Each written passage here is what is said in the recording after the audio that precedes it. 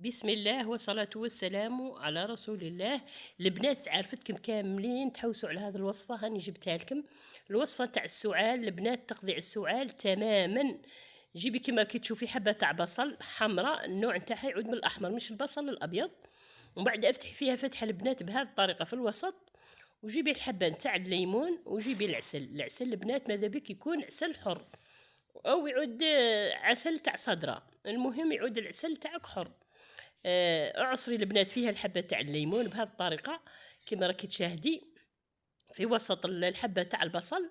بعد ما تكوني جوفتيها بهذه الطريقه اعصريها كامل بهذه الطريقه.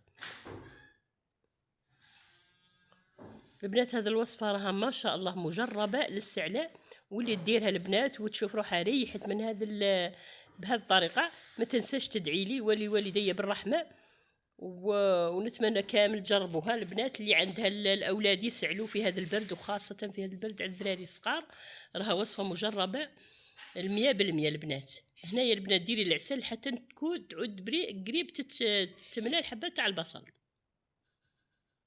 وشعلي البنات النار تاعك ونقصي النار، نار تعود متوسطه او هادئه عفوا. البنات راني قلت نجي نديرها انا اليوم، راني نسعى قلت نجربها معاكم.